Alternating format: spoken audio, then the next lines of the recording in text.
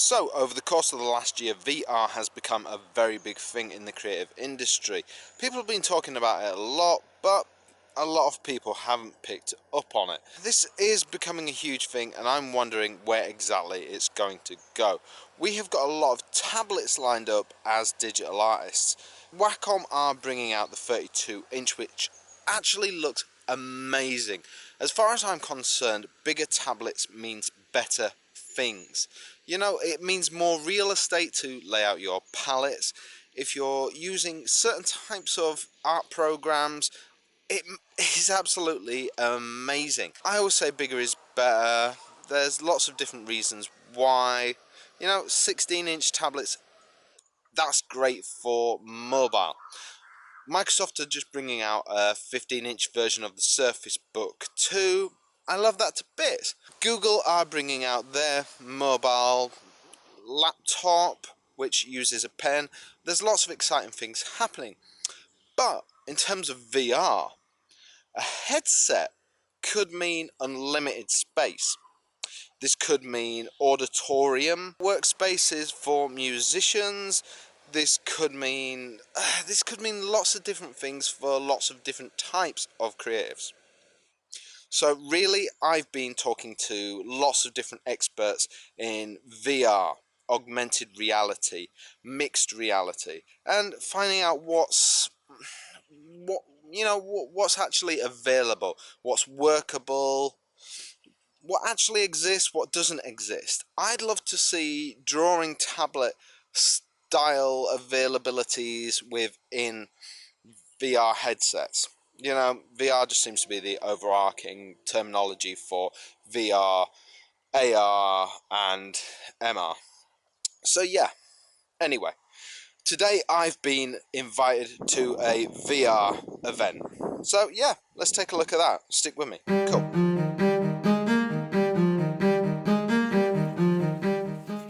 May I? Yeah, yes. That's cool. So once inside this very private and intimate event, I went straight for the HTC Vive. This is one of the better and most well-known headsets. It had some very comfortable sticks that were really easy to use, very nice and chunky. This was set up with a Nike shop environment. This was really nice to use, very easy. You know, you felt very comfortable using it. Then I moved on to the Microsoft HoloLens. This is an AR, augmented reality headset. It's very different. You can see what you're doing outside of the headset as well. There was also an Acer MR headset there as well, which was very, very cool. That's mixed reality. And that was set up with a video experience. I can see inside what I filmed. Ah, nerdy. Just catching somebody off guard there, but that's not why I was there. I was there for my own evil intentions, to see what I can do for artists like you and me. So what am I doing in this? So if you squeeze the trigger on the right hand side, On the right hand side, you'll start drawing. Okay. And if you This is brush size, I'm guessing. yeah. Now there are some great art tools already available in VR. I'm using the Oculus, and this is my first experience using art tools with VR. But I want to see how much further I can take this today. One is like a pointer, so you can point at the menu on there. That's it. Don't know if you've done that before. Yeah. This is drawing in 3D space. Yeah. You're wanting like a sort of easel type thing, a flat space in front of you that you can. Ultimately, what I would love to do is be able to draw in 2D space. Yeah. And have this as ultimate canvas. Yeah. So this would still be brilliant for having all my palettes here Yeah. on, you know, on say something like this. Yeah. But have my stylus in this hand. Still, this would be cool. I'd still prefer to have something more stylus based. And be able to draw on, say, this virtual wall that I can see. Yeah. And that would be absolutely awesome. So I'd be able to stand here like this and be able to draw like that. Yeah, it's quite weird. I'd still like my program to be Photoshop or Corel Paint. You could possibly actually, I don't know if the controllers would work with Photoshop, but you've got virtual desktop that allows you to run basically Windows in virtual reality. Well, then that would be perfect. And then open up Photoshop. So the only thing that's missing is the touch controllers will basically just be mapped to the mouse. Yeah. Yeah. Well, if it was mapped to the mouse, that would be fine. I mean, say if this was a desktop, that would be fine, because if this was my desktop, then I can still just pick everything I want. Because if my palettes are all around the screen, then I can still just press the button there on the palette that I want, can't I? Can I give that a try? So I was really excited that I was going to get the opportunity to draw in VR. I was just blown away. So we opened Photoshop, and the reason we used Photoshop rather than Painter, rather than any other application, was because he had Photoshop on this machine. And this is the machine that had the Oculus. And this is a heavy duty machine. Great specs, you know, with a great graphics card and everything, because it's VR ready. So we cracked Photoshop open, and I could see it in the headset, and it looked great. And I started navigating around. I found the brush, went through the menu system, everything. I was just about to draw, and then I'd realised it wouldn't let me actually draw on the canvas. Nothing was happening. It would let me select the brush. I could see my pointer, my mouse pointer. I could select different tools. I could select the marquee tool, but it wouldn't let me make a selection. I could pick the pencil, but it wouldn't let me draw with that. I could choose lots of different things, but I could go through the menu system, but it wouldn't let me actually make a mark on the canvas. And neither of us could work out why.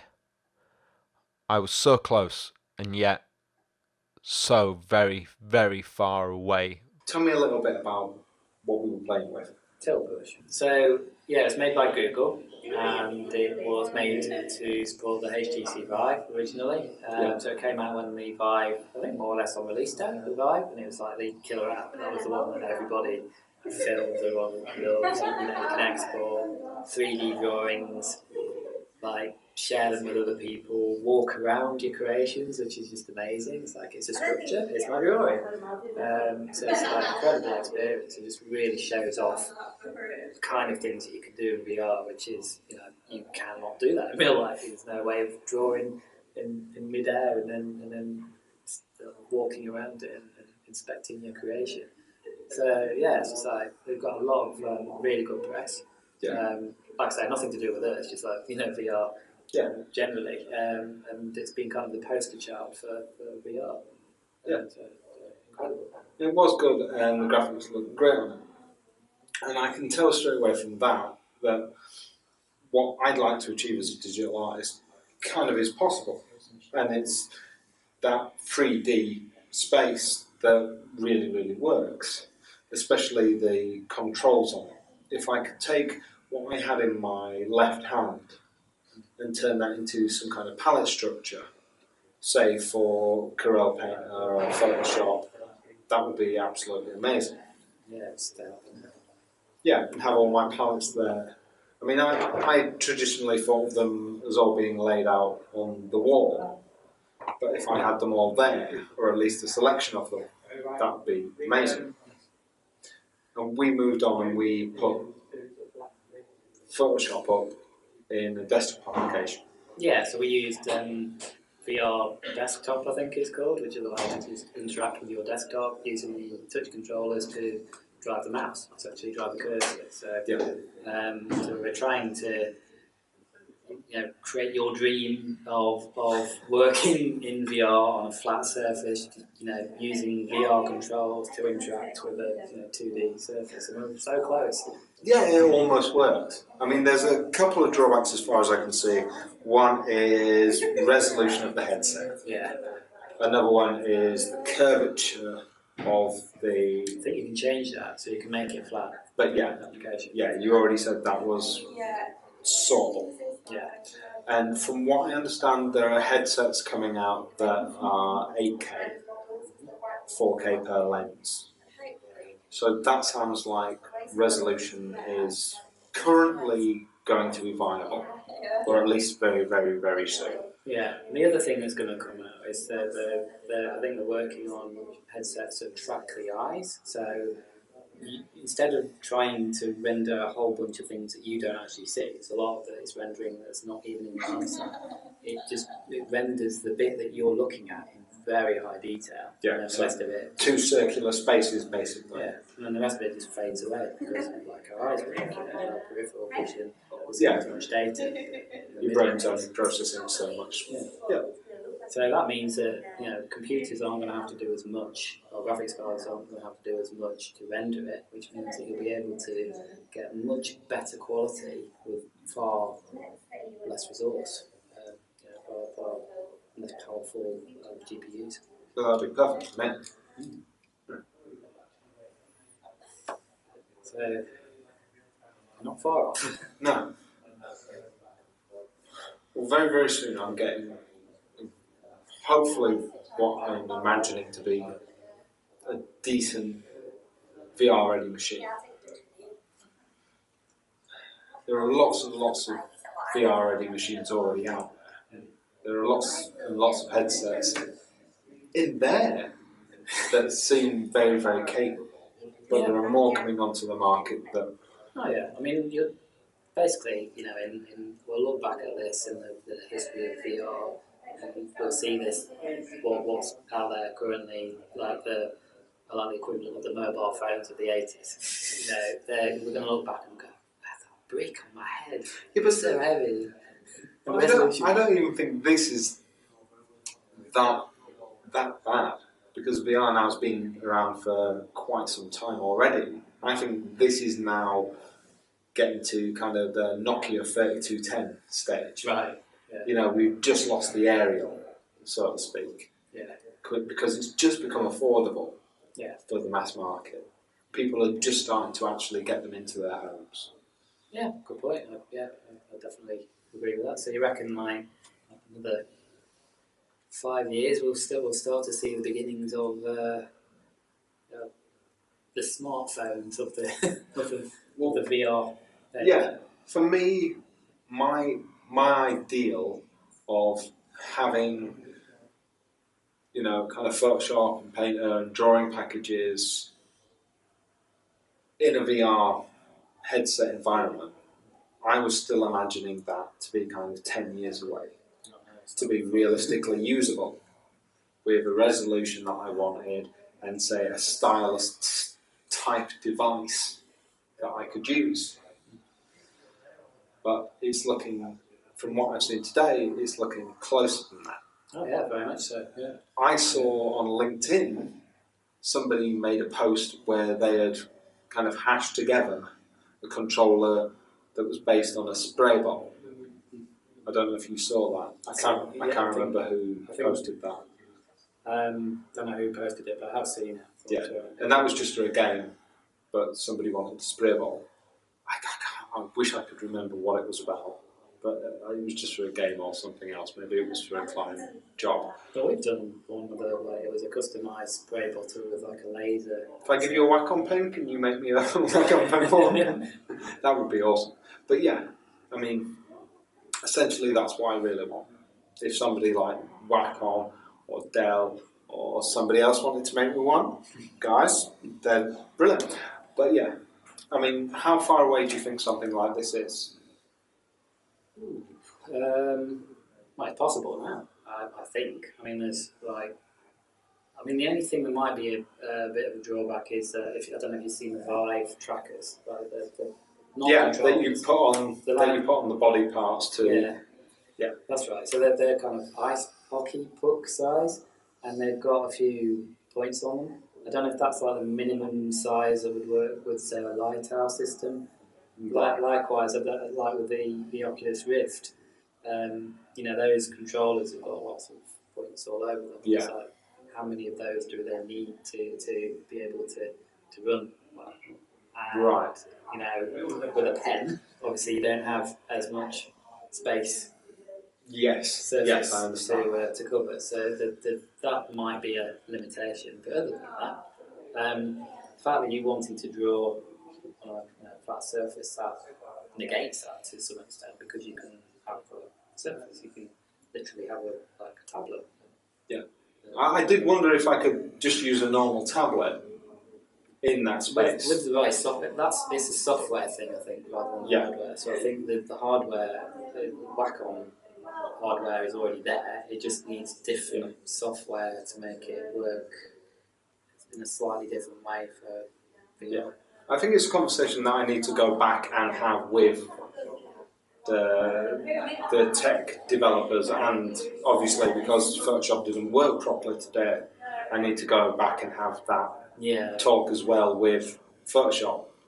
I would like, if you had a go with Photoshop, maybe a different headset, if you'd let me know if that Sure. The other thing is, we were recording the screen at the time. Maybe that had a detrimental if effect. you'd have another play with that and let me know if you can get Photoshop working. I mean, obviously don't push it too hard, but have another go, please, and just let me know quickly if that works. Sure, that'll work, yeah. Well, if that works, then you could just use your existing tablet with Photoshop as is, but wearing the headset and then virtual desktop, and you're more or less there. Yeah. All I need to do is get my own headset to do it with, because I don't have one. So yeah, I just need to get a headset. Any headset, which would you say? Which would you advise that I get to do this with? Either Vive or Rift. Even it's early days for the Microsoft system, so you with that's kind of set up to work with Windows as is. There's not a lot of software such as the virtual desktop for it. Yeah, well, maybe they built that into it. Right. I can't say for sure. Any of them, I think, because I mean, for you, it's not so much about the track controllers either. It's more about the headset. So yeah, any. Okay, no, that's cool. I'm going to sit on the fence. No, that's fine. For me, it's a market I'm exploring because I want to help develop it, but I want to help develop it in a very specific way. So I need as much information as possible from experts like you. That's been absolutely great. Thanks for wonderful, brilliant advice. I hope it was good. No, it was absolutely brilliant. Thank you very much. That was Richard from Reflex Arc. I will put a link to his website down in the description below if any of you want to check that out. He was great enough to invite me down to that event. He was great enough to help show me all of the equipment and what it could do, and then set up this demo for me with Photoshop and the headset, and then great enough to go back and try this trial again so we can actually see Photoshop working with the Oculus. He went well above and beyond. So here you go, an actual test of Photoshop working with the Oculus. This is great. We can actually see it working now, proof that it does work. So my next step is to get a headset and prove to you all that you can do professional level work with a VR headset. I will do that. Stay tuned, stay subscribed. Welcome to the future. That's my next step. That's what I'm going to do. I'm going to prove to you that VR can work for digital artists and creatives. That's what I'm going to do. This is it. Next step, headset, professional level drawing. There are your first few lines. VR Photoshop, VR digital art. I can't wait to do Corel Painter, lots of other things, all with VR, the ultimate workspace, as big as you want. Happy dance time. Stay subscribed. Stay with me. I will show you lots more.